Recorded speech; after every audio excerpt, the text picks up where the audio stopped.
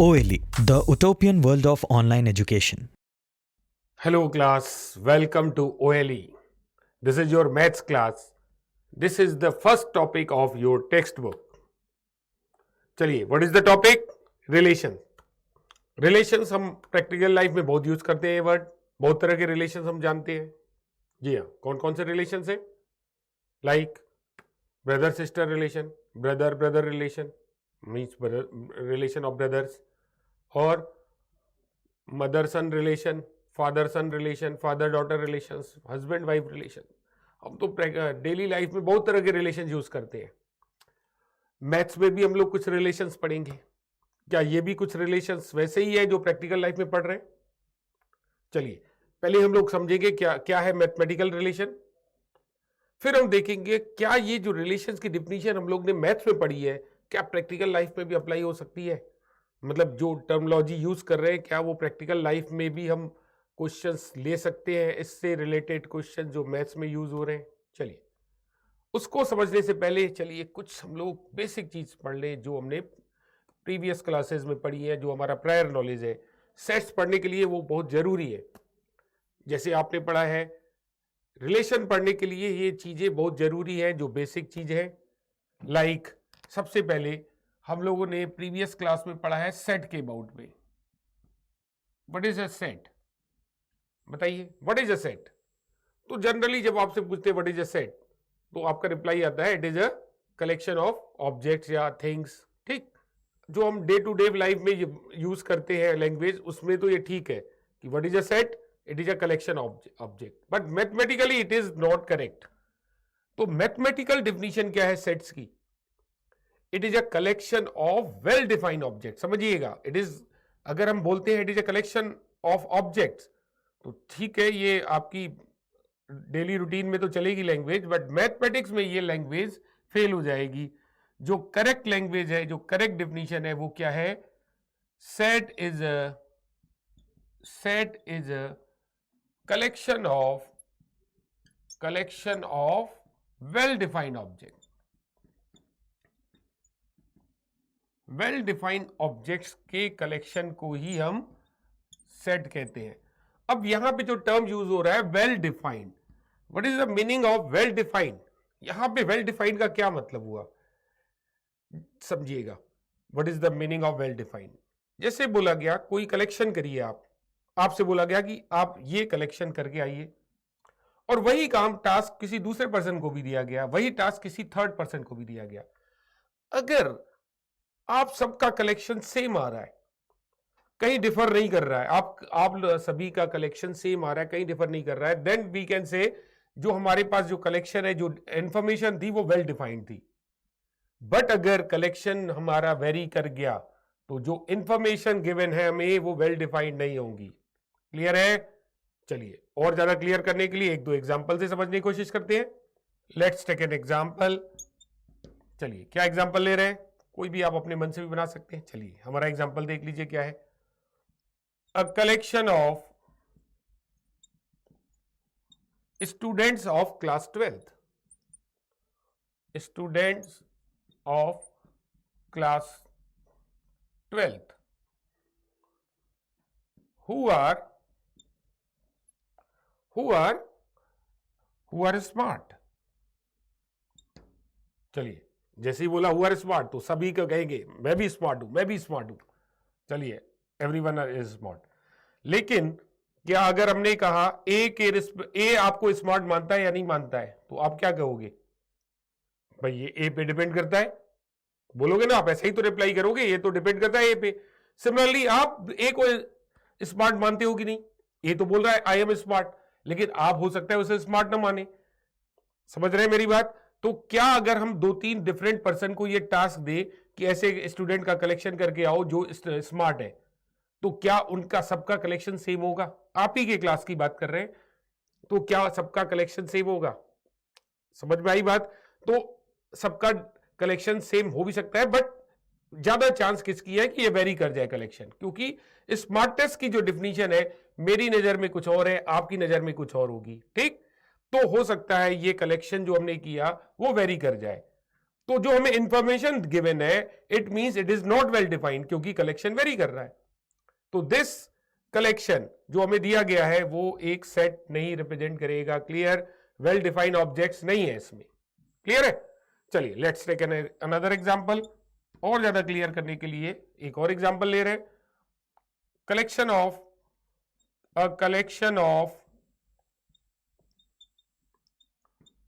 Student of class 11th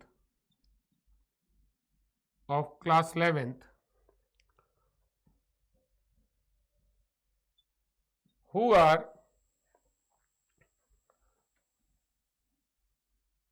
are tall। ठीक, तो हमने कहा ऐसे क्लास 11 के स्टूडेंट का कलेक्शन कीजिए जो टॉल है। अब बताइए, टॉल जो है, अगर कोई 5 फीट का कोई स्टूडेंट होगा तो उसको तो 5 फीट 2 इंच वाला टॉल लगेगा। समझ रहे हैं मेरी बात? क्लियर है? तो ये डिपेंड करता है पर्सन टू पर्सन कि कौन किसको टॉल मान रहा है। किसी को तो 6 फीट वाला भी ठीक ठाक लगता है, हो सकता है ऐसा। तो ये जो कलेक्शन मिलेगा, क्या ये हर बार 2-3 पर्सन को दे, हर बार सेम डाटा मिलेगा, सेम कलेक्शन हमें मिलेगा? नहीं। तो फिर से कह सकते हैं कि ये जो हमारे पास इंफॉर्मेशन है it is not well defined, मतलब ये जो कलेक्शन है it is not well defined, therefore this collection is again not a set। एक और एग्जांपल ले लीजिए, इसी में हमने सेम एग्जांपल ले रहे हैं, थोड़ा सा चेंज कर दे रहे हैं। Collection of students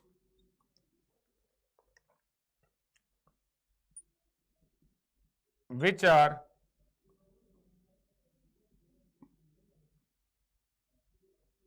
taller than Ram से जो टॉलर है ऐसे स्टूडेंट्स का कलेक्शन कीजिए। अब हम क्या करेंगे, अगर मेरे को कलेक्शन ये मिला तो मैं क्या करूंगा, राम को यहां खड़ा कर दिया। अब देखेंगे जो राम से खड़ा है टॉलर है उसको कह देंगे जाओ आप साइड खड़े हो जाओ, जो नहीं टॉलर है उसको कह देंगे तुम हटो, बाहर हटो। सिमिलरली अगर आपसे बोला जाए तो आप भी यही करोगे, राम को खड़ा करके जो राम से ज्यादा लंबे हैं उनको आप एक साइड कर लोगे, जो कम लंबे हैं उनको दूसरे साइड कर दोगे, तो टॉलर वाले हम उठा के लाएंगे। इसी तरह थर्ड पर्सन को बोलेंगे तो वो भी यही काम करेगा। मींस हर केस में हमें अब सेम कलेक्शन मिलेगा। समझ में आया? चाहे मैं करूं कलेक्शन, चाहे आप करें, चाहे कोई थर्ड पर्सन करे, we will get the same collection। This time the given information is well defined, means the collection is well defined, therefore this collection is a set। समझ में आई डेफिनेशन? ये हम लोग ने पढ़ा है, एक बार रिवाइज करवा दे रहे हैं आपको सेट्स क्या होता है। तो थोड़ी सी कंफ्यूजन होती है। कंफ्यूजन ये है कि जनरली स्टूडेंट बोल देते हैं set is a collection of objects या थिंग्स, ठीक, बट करेक्ट डेफिनेशन क्या है, set is a collection of well defined object. Clear है? चलिए आगे बढ़ते हैं। सेट्स समझ में आए आपको? चलिए सेट्स क्लियर हुआ, चलिए आगे बढ़ते हैं। Next is order pair. Order pair क्या होता है ये समझिए आप।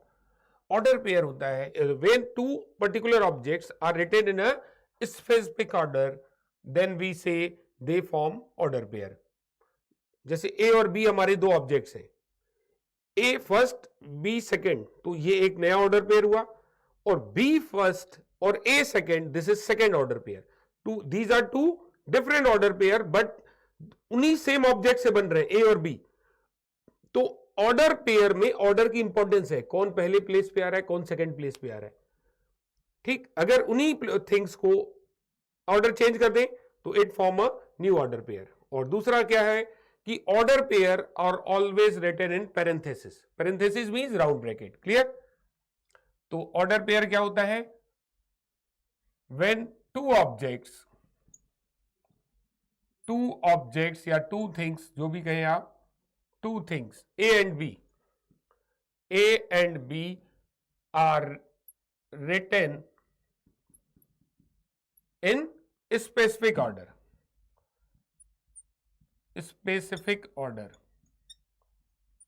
Form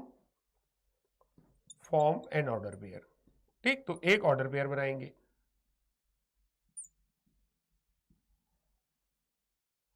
and they are enclosed in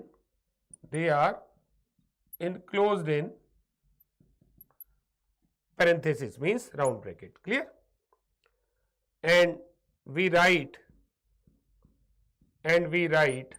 क्या लिखते हैं, a comma b in parenthesis. अगर ऑब्जेक्ट ए बी है, ऑब्जेक्ट एक्स वाई होंगे तो एक्स वाई लिखेंगे. क्लियर हुआ? ऑर्डर पेयर क्या होता है? तो नोट दैट, क्या याद करना है अपने को, क्या समझना है, ए और बी वही ऑब्जेक्ट्स फिर से ले रहे हैं बट ऑर्डर चेंज कर दिया, तो they are different order pairs. Clear है? ऑर्डर बदल दी तो डिफरेंट बन गया. अच्छा, इसमें जो है अगर ए और जो पहले प्लेस पे आएगा, this is said to be first component या फर्स्ट मेंबर. तो इस वाले ऑर्डर पेयर में ए फर्स्ट मेंबर और बी सेकंड मेंबर, या A first component B second component. Clear? Similarly here B first member A second member. Clear हुआ? Order pair समझ में आया? अच्छा, दूसरा पॉइंट जो है समझने वाला, ऑर्डर पेयर अगर ऑर्डर बदले तो नया ऑर्डर पेयर बनेगा. Order pair geometrically represent coordinate of a point in Cartesian plane. ठीक? ऑर्डर पेयर ज्योमेट्रिकली क्या रिप्रेजेंट कर रहे हैं? Represents coordinate of a point, coordinate of a point in Cartesian plane. Cartesian plane तो सबको पता ही होगा बेटा. Yes, you know ना, Cartesian plane. जैसे Cartesian plane समझिए, ये x एक्सिस बनाया, ये y एक्सिस बनाया. अब अगर हमने कहा आपको पॉइंट 3 और 4 दिखाइए, पॉइंट 3,4 आपको लोकेट करना है, तो क्या करेंगे आप? x एक्सिस पे 3 यूनिट जाएंगे और y एक्सिस पे 4 यूनिट्स. तो 3 यूनिट्स के parallel line parallel to y axis और 4 एक्सिस से parallel to x axis line, तो कहां मीट करेंगी? यहां कहीं मीट करेंगी. तो ये पॉइंट हो जाएगा जिसके कोऑर्डिनेट है 3, 4. ठीक? जैसे आपको बताया ए बी और बी ए सेम नहीं है, तो यहां पे भी आप समझ सकते हैं कि ये ए बी और बी ए सेम नहीं है. इसी एग्जांपल के थ्रू समझ रहे हैं.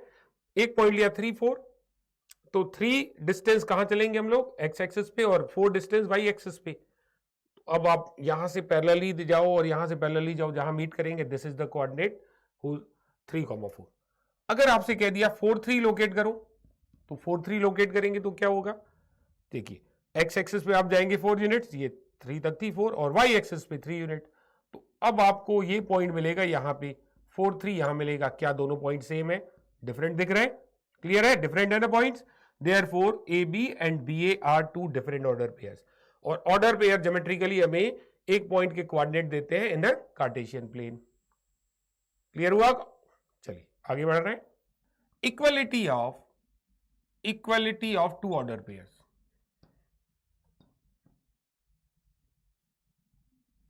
दो ऑर्डर पेयर्स की इक्वलिटी की क्या मीनिंग है? जब वो ज्योमेट्रिकली सेम पॉइंट को रिप्रेजेंट करेंगे तभी हम बोलेंगे two order pair are equal. Clear? तो इफ एक ऑर्डर पेयर है ए बी और एक ऑर्डर पेयर है सी डी, अगर ये इक्वल है तो ये इक्वल होंगे, मतलब सेम पॉइंट रिप्रेजेंट करेंगे. तो ये दो पॉइंट इक्वल कब होंगे? जब एक्स एक्सिस पे सेम डिस्टेंस कवर करें एंड वाई एक्सिस पे. तो एक्स एक्सिस पे सेम डिस्टेंस कवर हो रही है, इट मींस ए और सी इक्वल होगा. सिमिलरली वाई एक्सिस पे भी सेम डिस्टेंस कवर हो रही है, तो हम क्या कहें? और बी और डी भी इक्वल होगा. This is the equality of two order pairs. अच्छा, ए बी और सी डी दो ऑर्डर पेयर इक्वल है, तो हम कहेंगे A and C are equal, मतलब first component is equal to first component and second component is equal to second component. और converse भी ट्रू है. कन्वर्स क्या है? अगर कोई दो क्वांटिटी ए और सी इक्वल है और दूसरी दो क्वांटिटी बी और डी इक्वल है, तो एक ऑर्डर पेयर ए बी और एक order pair C D form करेंगे, तो ये दोनों इक्वल कहलाएंगे. तो कन्वर्स जब ट्रू होता है तो हम एरो दोनों साइड देते हैं और रीड क्या करते हैं? If and only if. Clear? Math में इसको क्या रीड करेंगे? If and only if. Simple सी लॉजिक है, इसमें कोई इश्यू भी नहीं है. चलिए क्वेश्चन कर लेते हैं. क्लियर तो है, बट क्वेश्चन कर ले रहे हैं कि if 2x plus y comma x minus y, ये एक ऑर्डर पेयर है, ये इक्वल है 5,3 के. Find the values of x and y. Find x and y. ठीक? तो कोई तो इशू ही नहीं है इसमें. तो आपने अभी सीखा अगर दो ऑर्डर पेयर इक्वल है तो क्या कहेंगे हम, फर्स्ट कंपोनेंट को इक्वल बताएंगे, x plus y equal to 5। Similarly second component को इक्वल बताइए, x minus y equal to 3। क्या करना है, सॉल्व करना है। सॉल्व कीजिए, कैसे सॉल्व करते हैं वो हम 9th 10th में पढ़ चुके हैं। Y y cancel, 3x equal to 8, तो x कितना आ गया 8/3।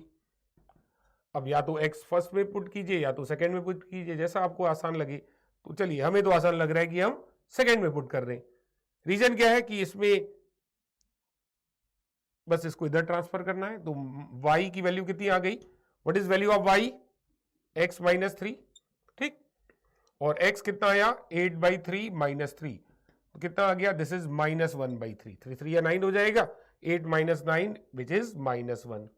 तो what is the value of x 8/3, what is the value of y -1/3। तो बहुत सिंपल से क्वेश्चन होते हैं और इस पे 1 नंबर का बन भी जाता है कभी कभार। आपकी किस्मत अच्छी हुई तो ये 1 नंबर का बन जाएगा आपका क्वेश्चन, और इतना आसान क्वेश्चन और कहीं आपको पेपर में इससे आसान और कुछ मिलने वाला नहीं। चलिए आगे बढ़ रहे हैं। चलिए, ये आपका फर्स्ट टॉपिक, आपकी टेक्स्ट बुक का फर्स्ट टॉपिक है, और ये इतना आसान टॉपिक है, most of the easiest topic of your book. और इसके मार्क्स एक तरीके से कह सकते हैं आपको फ्री में मिलने जा रहे हैं, क्योंकि ये कॉन्सेप्ट ना ही ज्यादा कैलकुलेशन है ना ही ज्यादा कंसेप्ट है। बस एक बार आप समझ गए इसकी जो भी बेसिक्स हैं, you will get full marks और इजीली आप कर लेंगे। आपने देखा जैसे एक क्वेश्चन आता है 1 नंबर का, साइमल्टेनियस इक्वेशन तो हम बहुत अच्छे से सॉल्व करते आए हुए हैं बेटा। तो बस क्या अपने को लगानी थी, इक्वलिटी ऑफ 2 ऑर्डर पेयर्स, और हमारा 1 नंबर फ्री का मिल गया। इसी तरह आप देखेंगे ना, जितने भी क्वेश्चंस आते हैं आपके मार्क्स जो है इसमें फुल आने वाले हैं, फ्री के मार्क्स आने वाले हैं। चलिए आगे कंसेप्ट समझिए क्या है, Cartesian product of 2 sets. Set समझ में आ गया, कार्टेशियन प्रोडक्ट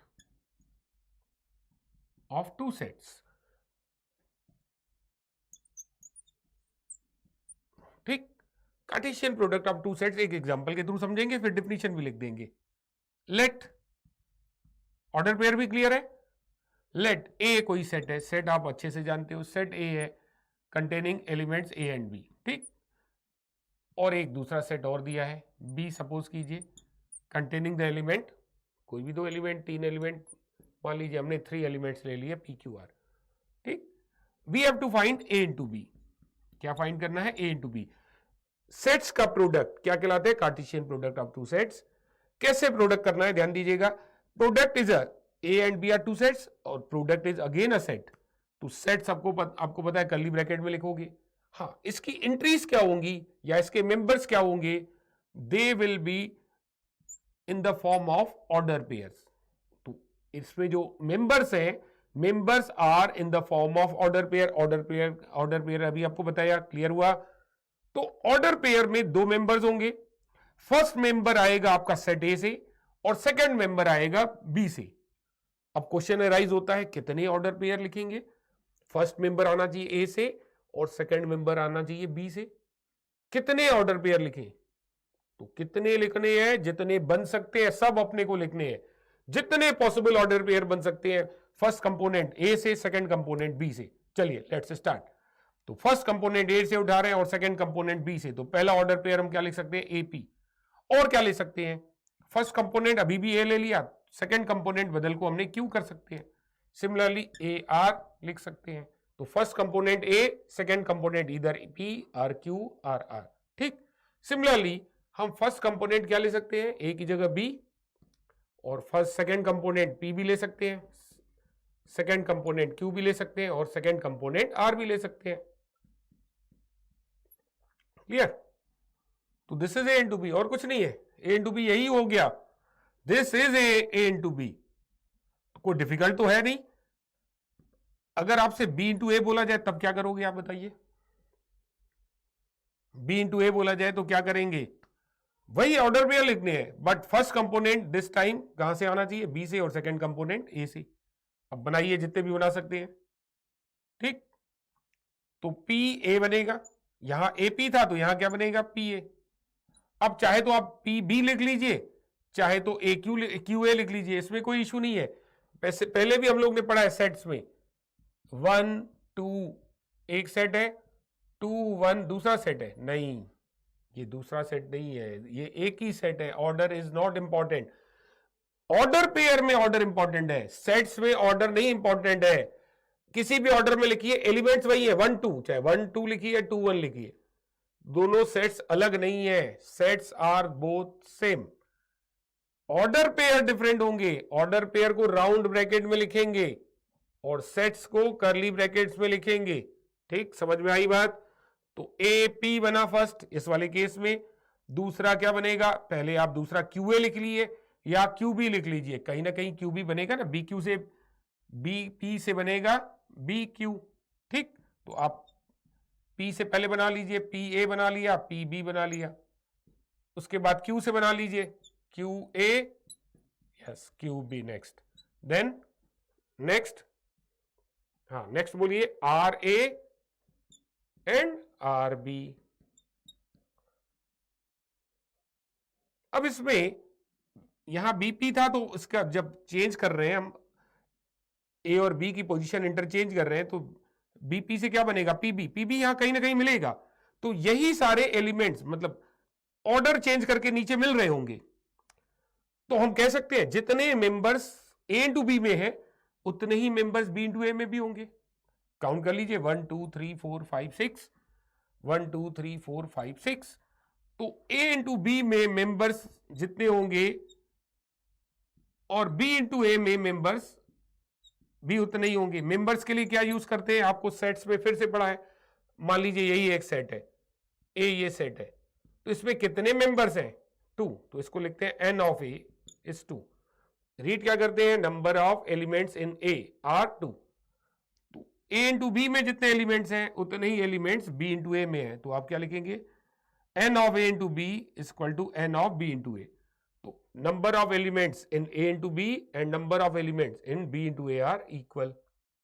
बट ध्यान रखिएगा, बट एलिमेंट्स इक्वल है, सेट्स में भी समझिए 1 2 एक सेट है और एक सेट है 3 4, नंबर ऑफ एलिमेंट्स सेम है, इसमें भी 2 एलिमेंट्स इसमें भी, but sets are not same.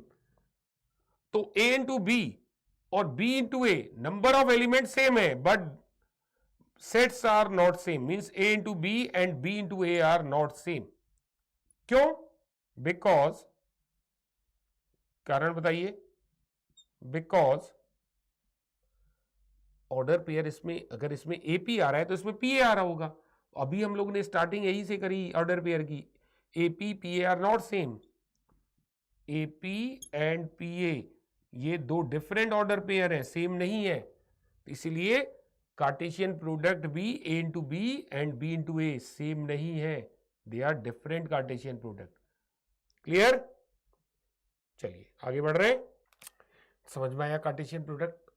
चलिए अब लिख लेते हैं definition of Cartesian product. Cartesian product of two sets, अब तो आप खुद से भी लिख सकते हैं डेफिनेशन। चलिए, let A and B two sets, ठीक, और कैसे सेट्स है, नॉन एम्प्टी। नॉन एम्प्टी तो समझ में आता है, नॉन एम्प्टी सेट्स है। Then Cartesian product A B, A into B, क्या होगा, Cartesian product A into B is a set of all order pairs. किसका सेट होगा, ऑर्डर पेयर्स का, set of all order pairs whose first component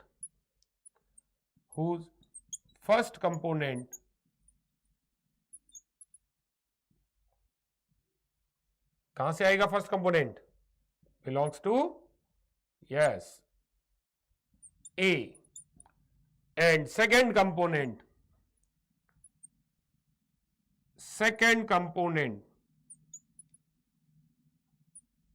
belongs to B. अब इसको set builder form में भी लिख सकते हैं, सेट बिल्डर फॉर्म भी आपने सेट में पढ़ा है। सेट बिल्डर फॉर्म क्या था, याद कीजिए, एक सिंगल एलिमेंट सपोज करो, वेरिएबल एलिमेंट लिखते हैं सेट का, जैसे सपोज करो x लिख दिया, x is a variable member of the set, जिसके साथ एक करेक्टरिस्टिक प्रॉपर्टी, एक करेक्टरिस्टिक लिख देते हैं उस सेट्स की, जिससे कि हम सारे एलिमेंट्स फाइंड कर पाए। ठीक, this is known as set builder form. अगर नहीं क्लियर हुआ तो एक एग्जांपल ले ले रहे हैं। जैसे हमने लिख दिया एक सेट है ए, जिसके एलिमेंट्स है 1 2 3 4, ये क्या होते हैं बेटा? Yes, they are natural numbers.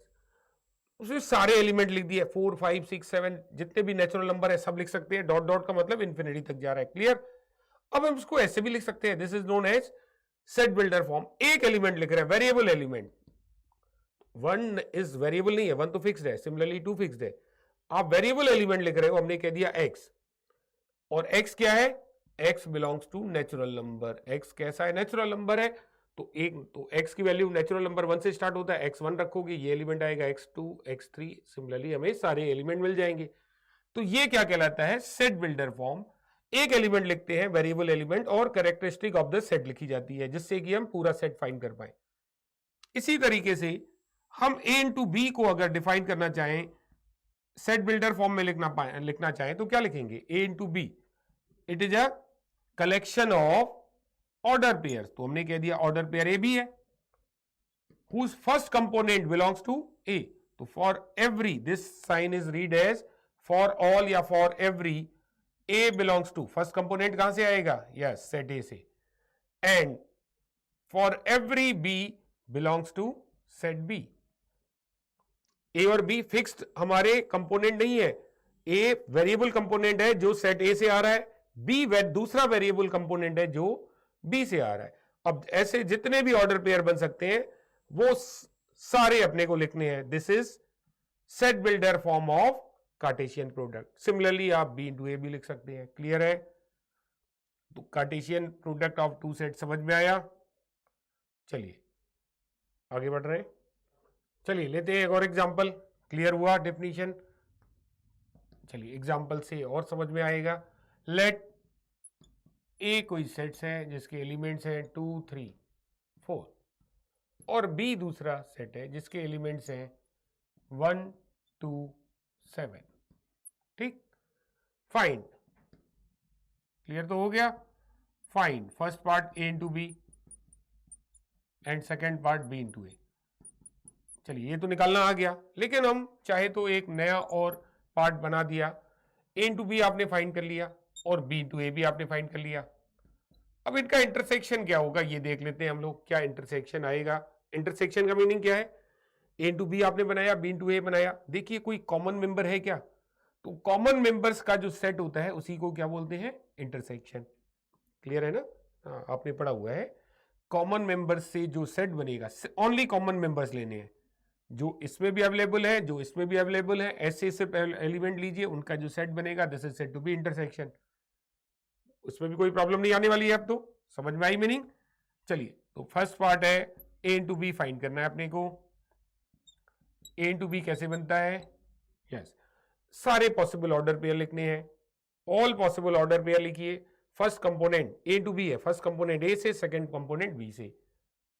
चलिए 2 1 2 2 एंड 2 7। क्लियर? 2 से बना लिया, अब 3 से बनाइए, देन 4 से बनाइए। तो 3 से बनाएंगे 3 1 3 2 3 7।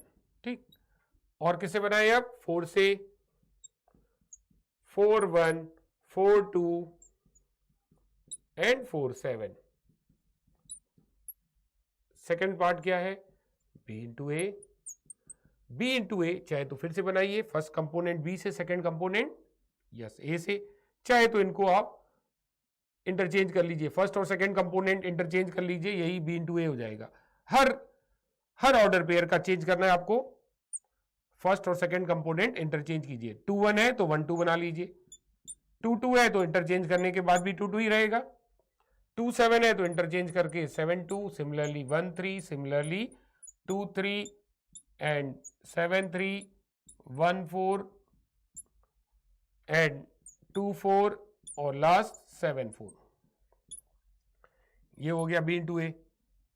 एंड द थर्ड पार्ट क्या है, इंटरसेक्शन निकालना है किसका, A into B and B into A का intersection. Intersection means common member देखना है। तो पहले भी बताया ए बी बी ए दोनों अलग होते हैं, क्लियर। तो 2 1 1 2 कॉमन नहीं बोल सकते, they are different. Yes 2 2 and 2 2 common है। पहले चलिए कॉमन को हम अंडरलाइन कर ले रहे हैं।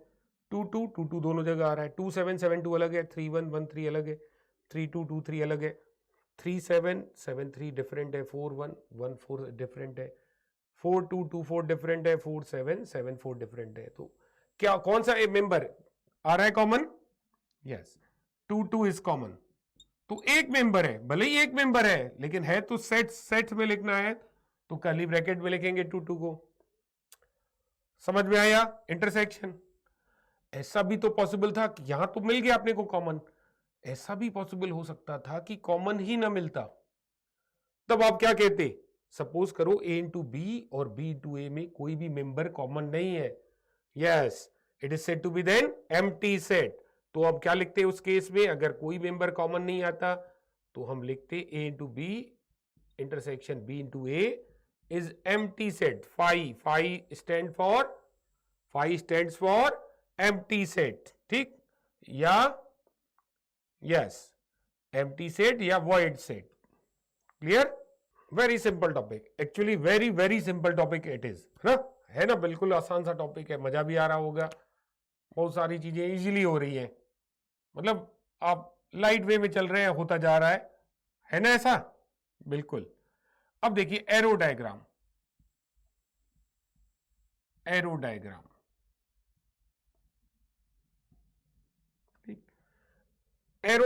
Of A to B. Arrow diagram भी आप एक एग्जांपल से समझ लीजिए। ए कोई सेट है से ए बी सी, ठीक, और दूसरा B is another set, let the members are P and Q. Clear. Now वैसे तो आपको कार्टेशियन प्रोडक्ट समझ में आ गया, एरो डायग्राम के लिए जरूरत नहीं है ड्रॉ करें, लेकिन एक बार फिर से लिख ले रहे हैं।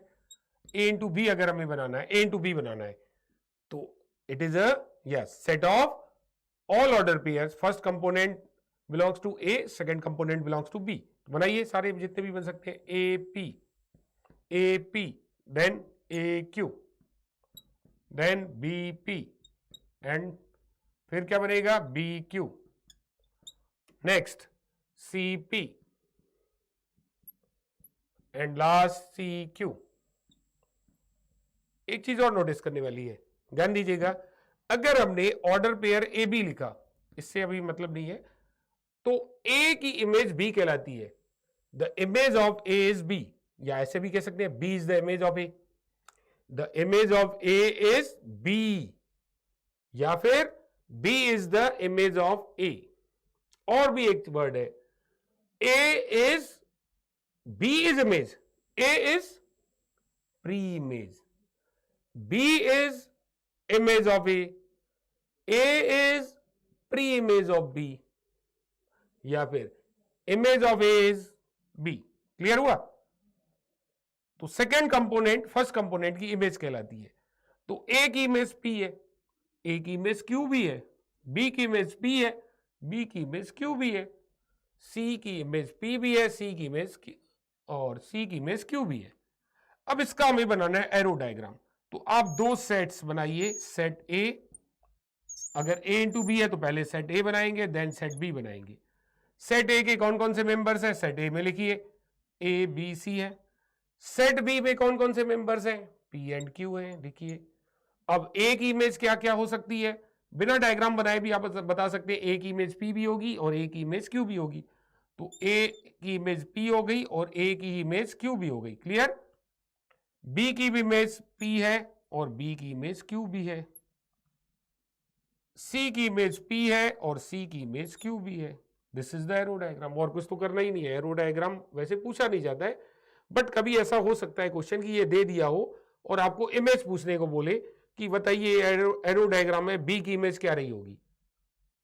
अभी तो हमने बी को पी के साथ कनेक्ट किया है तो और क्यू के साथ भी कनेक्ट किया है, तो जिसके साथ कनेक्ट हो रहा है, आप ये मत बोल दीजिएगा कि सारी इमेज बी के सारे एलिमेंट इमेज हो गई।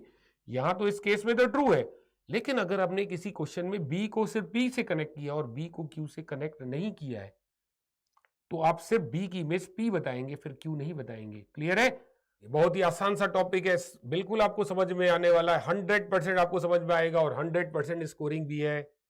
चलिए, इसी आसान से टॉपिक को हम लोग फिर नेक्स्ट टर्म पे कंटिन्यू करेंगे, और चीजें और नए कॉन्सेप्ट समझेंगे, ये भी सीखेंगे, ये भी देखेंगे कि ये कितने मार्क्स का इससे हमारे एग्जाम में आता है, क्योंकि ये जो भी आपको मार्क्स मिलेंगे ना, ये फ्री एक तरीके से आपको दिए जा रहे हैं। समझ में आया? कुछ नहीं कैलकुलेशन करनी है, ना ही बहुत ज़्यादा इसमें कंसेप्चुअल है, बस कुछ बेसिक सी डिफिनीशंस है, एक बार याद कर लीजिए, आपको मार्क्स पूरे मिलने हैं। चलिए, आगे का टॉपिक हम लोग नेक्स्ट क्लास में कवर करेंगे। Till then, bye bye.